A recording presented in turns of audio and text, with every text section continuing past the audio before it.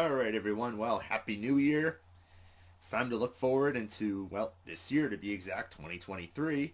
And starting with the top 23 movies, plus a few honorable mentions that I'm anticipating for this year. Yep, it's a big one. So here we go. Number 23, Dungeons and Dragons: The Honor of Thieves. Yeah, based off the famous board game, which I gotta be honest, I've never really played that much. I mean, whenever I think about it, I think of, well, the show Stranger Things. I mean, what else does it make you think about? But yeah, taking a board game and to making it into an action fantasy movie, it's a gamble. And with big name actors like, of course, Chris Pine, who you know from the Star Trek and, of course, Wonder Woman movies, I'm a bit skeptical on this. I'm not 100% on this with thinking that it's going to be a masterpiece. It does look a bit cheesy, so I'm kind of mixed on this. It looks like it's going to have a lot of CG effects and a lot of cheesy jokes, but maybe it'll be a good time. Who knows? Or maybe it'll suck. So, it's hit and miss with these kind of concepts right here. Number 22, Insidious: Fear the Dark. Yep, the Insidious series is back, and I know it seems to have gotten a little bit stale, and of course, the last two were prequels to the first two. This one, from what I've heard, is going to be an actual third movie that follows the second one. Not only that, Patrick Wilson is going to return as one of the main cast members, he's also going to direct. So this might be interesting. It could turn the tides a little bit. I know the last one, The Last Key to be exact, wasn't very well received by fans, and including myself, which I thought was pretty mediocre, and the series got a little bit stale. So maybe this one might bring the series back a little bit to make it better. Maybe not. But that's why it's this low on the list. Number 21, Fast X. Yep, this is apparently going to be the title of the 10th Fast and Furious movie. And to answer your question, as far as I know, unfortunately, like the last one, which I know was not very well liked by a lot of Fast and Furious fans, I know this franchise may seem to have gotten a bit stale and repetitive. But unfortunately, no, Dwayne The Rock Johnson and Jason Statham, unfortunately, are not going to be in this one, despite Jason Statham's character making a brief appearance at the mid-credit scene of the last one. Unfortunately, it was kind of a tease. As far as I know, this isn't going to be the last one, surprisingly, but we're going to get some new cast members, including Jason Momoa, Michael Rooker, who you probably know as Yondu from Guardians of the Galaxy, and some of the other cast members you're familiar with, like Vin Diesel, Michelle Rodriguez, and so forth, are coming back for this movie, so maybe it'll improve over the last one, maybe not, who knows. All we know is we want some high-speed action, car chases, some ass-kicking. That's all we want out of this one, right? Just make it a better one than the last one. That's all we ask for. Number 20, Evil Dead Rise. Yes, another entry in the Evil Dead franchise, which is actually, in case you're all wondering, a sequel to the original trilogy. Yes, they're going at it again with another horror franchise, trying to act like the remake never happened. But don't get me wrong, it's not a terrible remake, the one that came out in 2013. I mean, I like Sam Raimi's input on it, rebooting the franchise. I just think calling it the scariest movie ever made is a bit of an overstatement. But I like how it acknowledges the original 1983 one, which, like most people, I prefer that one. Sure, the effects haven't aged too well, but I like its campy and gruesome style of horror that it inputs. And as well as the sequel, which I think was even better. I mean, a guy with the chainsaw for an arm, pretty awesome. As well as the third movie, which is actually The Army of Darkness, the only one without Evil Dead in the title, but it was a follow-up. And that's what this one's going to do. It's going to act like a follow-up to the original trilogy, taking place this time not in the woods, but in an LA apartment, if you saw the teaser trailer, which, well, I'm assuming similar events run amok and, well, take on horror and monsters and all sorts of gruesome stuff. Let's hope for the best out of this one. Even though Sam Raimi's not directing, it's going to be a different director, but let's hope this franchise can still be evil and still bring the dead back to life with some horror and gore. Number 19, The Marvels. Yep, originally was supposed to come out last year, but got pushed to this year like several other movies. And yeah, I know Captain Marvel, cool character, but a rather mediocre movie. And the miniseries are hit and miss. I'm not a huge fan of Miss Marvel, who is, of course, supposed to be in this movie. And, well, Captain Marvel did kick some ass in Avengers Endgame pretty well. And that's pretty much what this movie's going to do, is going to continue on from Avengers Endgame like all the other Avenger movies. So let's hope for the best, and maybe this will pick it up better. Well, obviously it's not going to be the only MCU movie released this year. Let's just hope for the best. Number 18. Disney's The Haunted Mansion. Yes, in case you're wondering, this is going to be a reboot over the film that I think we can all agree was not done very well. I mean, Eddie Murphy was not the best casting choice, and this is the main reason why I usually never anticipated movies based off Disney attractions. All we could say is thank God for Pirates of the Caribbean, because that was one of the best ones, even though the series got a little bit stale. But yes, this is going to be hopefully a fresh and better take on the idea and take it into a much better direction with some new cast members like Jamie Lee Curtis, Winona Ryder, Owen Wilson, yeah, even Jared Leto. Maybe it'll be better, hopefully. So let's hope Disney can improve over their mistakes of the past here. Number 17.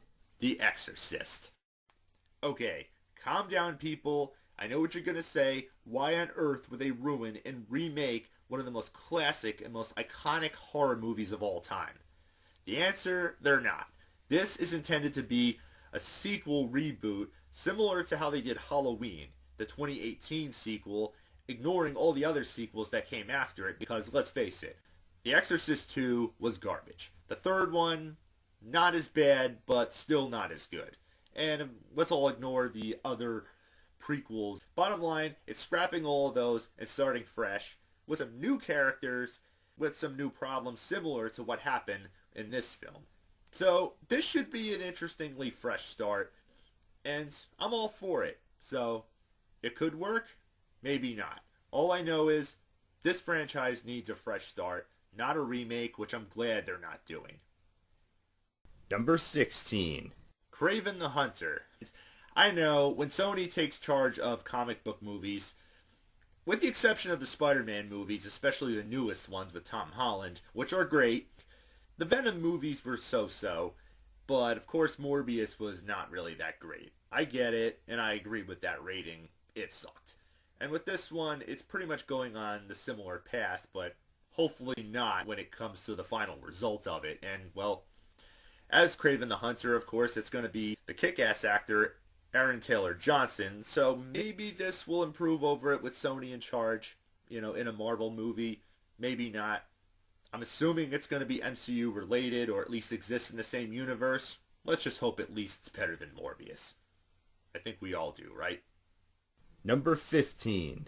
Renfield. Yes. A movie with Nicolas Cage as Count Dracula.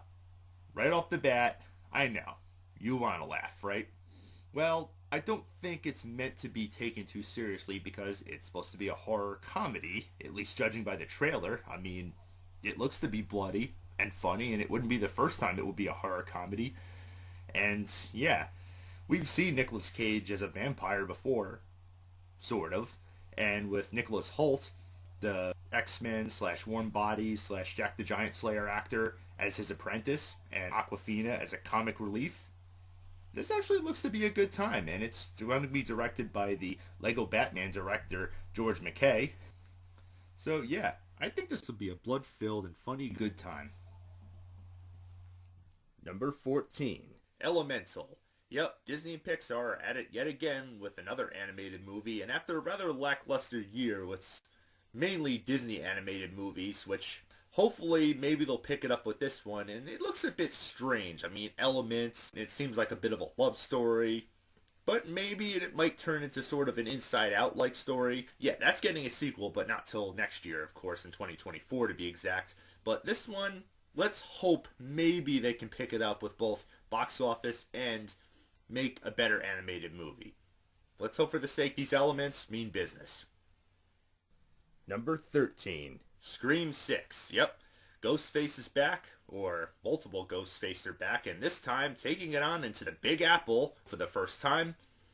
Should be very interesting, judging by the trailer, with some of the cast returning. Obviously, if you saw the last one, you would know that David Arquette is not going to be in this, as well as Neve Campbell, who for some reason, I think due to contracting issues or something like that, is not going to return as well. But the two main cast members that you remember who made their debut in the last film, which one of them, of course, is in the Wednesday series, is returning. And, of course, as I said, moving into the Big Apple, as well as the Reign of Terror from Ghostface. So, this should be interesting right here. And let's hope for the best. More killings. And hopefully, this could be my favorite scary movie of the year. Number 12. Ghostbusters Afterlife sequel. Alright, well, doesn't have a title yet, and it does say it's due out for a release date of December of this year, to be exact, but I'm finding that a little hard to believe, first of all, so I wouldn't be surprised if it gets pushed till either next year or the year after, because, first of all, if you all heard, the production of this movie hasn't even started yet. I mean, the filming, to be exact, hasn't started, so unless it's going to be a rush production, I don't think it's coming out this year. But I am looking forward to it because, yes, first of all, this is going to be a direct sequel following Ghostbusters Afterlife, the true third movie directed by Ivan Reitman's son, Jason Reitman, who did a really great job bringing the franchise back to full force. Well, maybe not as good as the first one, and I'm not expecting this one to do as good either.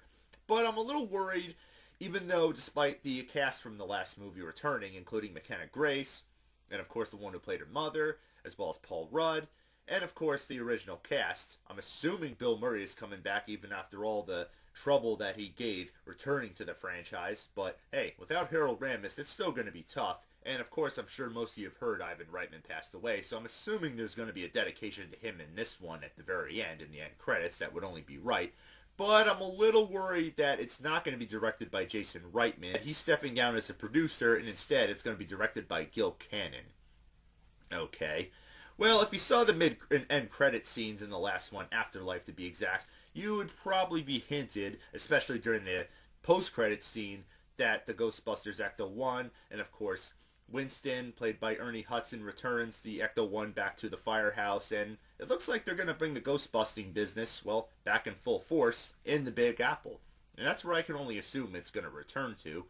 So I'm interested to see how this is going to work out, and what ghosts are going to be in it. All I could say is, well, hopefully, you know who to call. Number 11. Blue Beetle. Boy, you gotta just love these comic book movies, right? Yeah, after playing Injustice and reading some of the comic books and finding out about this character, I'm interested to see how this will turn out.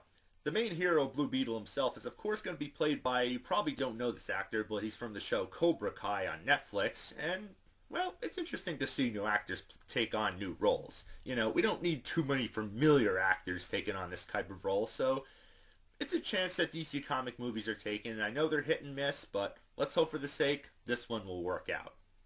Number 10. The Flash. Yeah, from one DC comic movie to another. It's been through several delays, but I'm pretty sure it's finally supposed to release this year, and, well, even after the trouble the main actor got into with the law and everything like that, it's still happening, surprisingly. But, of course, the DCU thing is kind of starting to fade a little bit since James Gunn took over, like most of you know, and it's going to have a little bit of a multiverse thing similar to Spider-Man No Way Home, how they're bringing back the original Batman from the Tim Burton movie played by Michael Keaton. So this should actually be pretty interesting and a first time for the DCU. I mean, Marvel did it fine with Spider-Man No Way Home. Maybe The Flash can do it just as well. So let's hope for the sake that this one can do it just as good in a flash. Number 9. Super Mario Brothers. Yep, the animated Illumination movie, which, as you know, got pushed from last year that I anticipated. And if you saw the teaser trailers, which look really good, the animation looks gorgeous, the casting choices, except for Chris Pratt, which I'm not 100% on. Yeah, he's great in the Jurassic World movies and the Guardians of the Galaxy movies and so forth, but I'm still not 100% there with that casting choice. But Jack Black, however, as King Bowser, looks spot on. It looks like it references the video games a lot, including Donkey Kong, which of course is where Mario first started. I mean, you gotta give credit there. It looks to reference Mario Kart, the level designs, which I will admit a lot of the scenes look a bit slapstickish. I'm hoping it doesn't affect the movie badly. I'm just hoping for a good reboot that Super Mario needs in a movie form. I wasn't a big fan of the 1993 live action. I know it has its fan base and it's gained a cult following over the years, and people say, oh, cut it some slack. It's one of the first movies ever adapted in live action from a video game. I wasn't a fan of it. And I'm hoping this one maybe fixes that and gives us the proper Mario Brothers movie that we need. I just feel like it's made to be animated. And that's what I'm hoping for out of this one. Let's get Mario Brothers the way we should have gotten on the big screen in the first place. Give us that Mario Brothers movie that all us fans have really been asking for. Okay? I mean, yeah, I do find it funny, once again, that Mario Brothers is being made by Illumination and Universal, and that Universal is getting Nintendo attractions, but yeah, let's just hope for the sake, most importantly, that this is a really good animated movie. Number 8. Dune Part 2. Yes, the action-adventure continues on the Sand Planet or wherever planet they go to in the entire universe based off of the novel of the same exact name. And of course, if you saw the last movie, which came out in 2021, I considered it one of the best movies of that year. And of course, as you know, it ended on a cliffhanger. Despite a huge star-studded cast, it was awesome. The action, the characters, everything. It surprisingly was a better remake than the original, which was kind of a cult classic. You know, it was overlong, but it was nothing really great from the 1980s. But this one, on the other hand, was awesome. And obviously, they're going the It direction with breaking it up into 2 parts, which I think is kind of smart. You don't want to overstuff too much in there. And as you know, not only are some of the same characters played by the same actors returning, including the main character himself, as well as some new characters and villains, one of them being played by the Elvis actor Austin Butler. So this should be pretty interesting to see what direction they take this. And as you know, it's not coming out till November, and there's a little release date change. So instead it's coming out early November instead of later on in November. So either way, I hope this is a great continuation, and I hope they keep it going great, strong, lots of sand, lots of action. Make it worth the while. Number 7.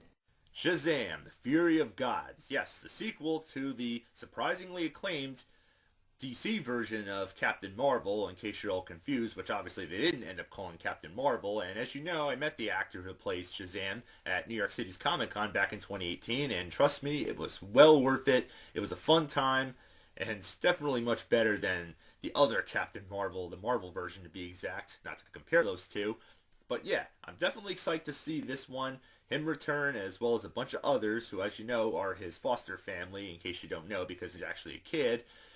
And I'm not sure if he's going to come face-to-face with Black Adam or not, but it looks to be a new villain, and of course new characters, one of them played by Helen Mirren, which, yes, I do find funny how she's in the Fast and Furious movies, and there's mention of it in the trailer, brief moment to be exact. But I'm looking for some good comic book action, and hopefully it's just as good as the last one. Obviously, it's not the only DC comic movie. You gotta love them, right? Number 6. Indiana Jones and the Dial of Destiny. Yes, that is the title for the 5th and, of course, final one that Harrison Ford is going to be starring in, donning the fedora and the whip, making his last adventure. I hope they don't replace him with any other actor. I mean, remember, this is Indiana Jones, not James Bond. Not only that, this is going to be the first one technically made by Disney because, well, Disney bought out Lucasfilms, as well as the first one not to be directed by Steven Spielberg. As instead, calm down, it's going to be directed by a good director who's already had a great track record. He's directed Ford vs. Ferrari, Wolverine, Logan, Walk the Line. So I have faith that this guy can do well. And Spielberg is going to be the producer. And judging by the trailer, it looks really good, taking place in the 1960s. Of course, some of the actors from the previous films, like, of course, the one who played Marion, is sadly not going to be in this. I don't think Shia LaBeouf is going to be back as his son. I don't mind if he's absent in this one. We just want Indiana Jones back. One more time to kick some ass, go on some action-packed adventures, and of course, in the 1960s, revolving supposedly around the moon landing with the Soviets, and of course, former Nazis, from what I've heard story-wise. And to tell you the truth, I sort of enjoyed Crystal Skull. It's not as good as the first 3, especially not as good as Raiders of the Lost Ark and Last Crusade. Those will always be my 2 favorites. Come on, we go to these movies for nostalgic purpose. Lower your expectations and just enjoy for what it is. It's probably going to be flawed. It'll probably suck. But just enjoy it for what it is. It's Harrison Ford's last time, like I said, donning the fedora and the whip and going on this action-packed adventure. I mean, for his age, you got to give him credit for doing this. So, all I could say is, bring it on. Number 5. Oppenheimer. Yep, Christopher Nolan is back at it again. This time, of course, again with historical World War II movies to be exact. Obviously, Dunkirk being the first. And this one looks to be, in case you don't know about Oppenheimer, he was the one in charge of the codename Manhattan Project, which of course involved creating the nuke and trying to end World War II after the bombing of Pearl Harbor. And in the main casting choice of Oppenheimer himself is, of course, Cillian Murphy, a frequent collaborator with Christopher Nolan, which you've seen in several of his movies, including Dunkirk. So, yeah, it looks like a good casting choice here, along with several others, which seem very familiar to most people. And, yeah, judging by the trailer, it looks to be fantastic, and I'm sure with Christopher Nolan directing it, it's going to be a bit of a thinker, complex type of movie, which I'm hoping is not too hard to understand, but this one I definitely want to see in either IMAX or Dolby with the surround sound because, come on, the nuke being dropped, this is what we want to see and hear with incredible special effects and surround sound. So, don't let us down, Christopher Nolan. Number 4. Aquaman and the Lost Kingdom. Yeah, another DC comic movie. Like I said, this one was obviously delayed from 2022 into this year, and now it's coming out because of the release date placements of the Shazam movie, and with this one, I guess they wanted to avoid scheduling and release date conflicts, so this one's been pushed all the way till the end of this year. And I'm fine with waiting because maybe they'll make it just as good, if not better than the last one. And I'm assuming, judging by the title, he's after the Lost Kingdom, and most likely, if you saw the ending and mid-credit scene of the first film, that he's going to take another stand against Black Manta, who swears vengeance against him because of the death of his father. Not sure if Ocean Master is going to make a return. Most likely will, but most likely be pushed to the side for the main villain and big fight with him. Let's hope for some action, some water. Let's hope Aquaman can still pack a punch. Number 3. Ant-Man and the Wasp, Quantumania. Yep, the Ant-Man is back at it again alongside his team of both the Wasp and of course his daughter, played surprisingly by a different actress. I know she's older, and if you saw Avengers Endgame you would know why. 5 years passed. And this time something goes wrong, and of course they're in the quantum realm world, which kind of gives me a little bit of Doctor Strange vibes. Yeah, it does look a bit weird, but hey, the Doctor Strange movies looked and sounded a bit weird, and they turned out pretty damn good. Let's hope for the sake this one turns out great.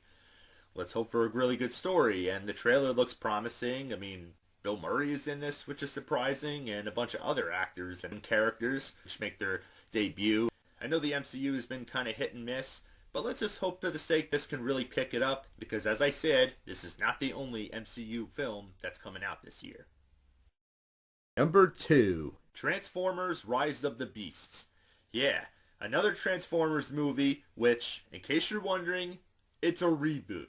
Yep, Michael Bay is finally out of the director's chair. Well, obviously not the first time, but no. I did like Bumblebee, and I did like the first one that came out in 2007. The sequels after that, forget about it. It was just all over the place with, yeah, it made a lot of money at the box office, but who cares? They all sucked. It's time for a fresh start. And the trailer looks very promising. The Transformers in this one actually look like they did in the cartoon series. So I'm all for that, and that's what we want to see. And hopefully, with the new director, and even though Michael Bay is going to be one of the producers, let's hope it doesn't affect this, because he was one of the producers in Bumblebee, which was really good. But let's hope it doesn't hurt this franchise. Fresh start. And maybe they'll focus more on the Transformers and not so much on the humans. Not put so many stereotypes and stupid jokes in here. We just want some good action. We want Transformers the way it should have been. Make it more than meets the eye. And now a few honorable mentions before I get to number 1. The Little Mermaid. Okay, yes, I'm like everybody else on this one. I'm not fully anticipating this one, I gotta be honest, but I'm just throwing it on here last second. And even though we all know the live-action remakes the last few years have not been the greatest. I mean, they've been very hit and miss, but mostly miss. I mean, Mulan was a bore.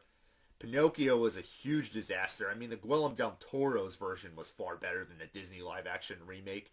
And of course, it's not stopping here. Of course, because, well, Disney wants more money. And that's pretty much what they're doing here with this one. I will admit the actress they got playing Ariel is a really good singer. If you've seen most of her music videos and stuff, even though I'm not a big fan of this new kind of music, I'm more of an old school buff, but she could bring some good chords to this movie. But again, not high expectations on this one. I know there's been a lot of criticisms and ripping apart of these casting choices, especially the one who's playing Snow White in the live action. It ain't stopping, so whatever. It's most likely going to suck, but that's just how Disney's going to be. So that's why, once again, I'm not highly anticipating this one. Star Trek 4. Okay, yes, no official title on this one, but I wouldn't be surprised if it doesn't come out this year. And if it doesn't, then the wait will be worth it. But yeah, the fourth entry in the reboot series, which started, of course, in 2009 with J.J. Abrams, who I know has been hit and miss, of course, with directing the new Star Wars series, but I think he did great with the first two. Yeah, sure, the diehard Trekkies aren't exactly on board with this one. You know, you either like it or you don't. You could nitpick this series all you want to. It's understandable, but I think it did a really good job. I like the old special effects, and I thought Chris Pine did a really good job as Captain Kirk, and I'm assuming he's going to come back, as well as the new Spock, introduced by the older Spock. And even though, despite Leonard Nimoy passing away many years ago, and he rest in peace, and I'm interested to see how far this adventure in space can take this series. No word yet on where it's going to go, but I did enjoy the last one, Star Trek Beyond. I thought that was a really good entry, despite being the first one not to be directed by J.J. Abrams, so anything's possible for this franchise. All I can say is, keep it going at the way it is, and it'll just be as good. Creed 3. Creed is back in the boxing ring and ready to fight one more time, and I'm sure not going to be the last time. And, well, originally this was going to be a theatrical release, but instead it's going right to Netflix this February, to be exact. And not only that, this is also going to be the first one without Sylvester Stallone, which to me feels like kind of a letdown, because really, he was the one that started the whole Rocky/Creed franchise. I mean, yeah, he's his trainer, and I know they want to focus more on the Creed character, but I don't know, I feel like they're going to leave a big hole in here without him. I mean, these were his movies, wouldn't you say? And I understand Creed is taking up the mantle right here as the main boxer. I mean, it's great to see that Rocky stayed retired and that, you know, he's taking a back seat to him, but come on, it just wouldn't be the same. But who knows, maybe it might be better, maybe not.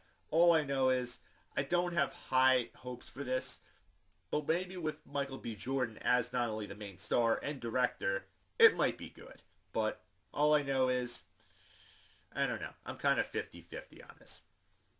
Wonka. No, not a remake, but a prequel to tell the backstory about Willy Wonka, even though he's sore in his seat in the remake, which I know a lot of people didn't like. I myself was not too crazy about Johnny Depp as Willy Wonka. I do prefer Gene Wilder, and I hope this is more like the Gene Wilder version. Obviously, since he passed away, he's not going to be donning the Wonka hat as the chocolatier. Instead, it's going to be Dune star Timothée Chalamet. So, maybe it might be good, maybe not. I mean, supposedly it's going to have musical numbers. I know prequels are a hit and miss concept, but as I said, I hope it's more like the Gene Wilder version, not like Johnny Depp. Johnny Depp, you've done a lot of great roles, but Willy Wonka was not one of them. So, I prefer Gene Wilder. Make it more like that version. And the number one most anticipated movie of 2023 is Guardians of the Galaxy Volume 3. Yep, the Guardians are back. They're a third time, and let's just hope third time can still be a charm for this franchise in the MCU. Not 100% sure if Thor is going to be back, or even Gamora. Not that I'm trying to spoil anything for any of you who haven't seen Avengers Infinity War or Endgame, but I think most of you know the turnout from those films. And obviously, yeah, this is going to follow the events of those films and be part of Phase 4. So I'm hoping for some maybe new characters, as well as familiar faces, which we're going to get some backstory judging by the trailer with possibly Rocket the Raccoon's backstory. Yeah, we've seen enough of Peter Quill, but I'm sure we'll be seeing plenty of him, and hopefully plenty of action. I'm sure a good villain, and most importantly, for Guardians of the Galaxy fans, a lot of old school music to make it fresh, retro, and just an overall great appeal for the MCU fans Give us something that we can enjoy. I know, as I said, that the MCU has seemed to have lost its luster a little bit since after Endgame, but I'm sure Guardians of the Galaxy can be hopefully out of this world. So that's my list of what I'm anticipating for this year. Let's hope it's a great one. Till next time, keep watching.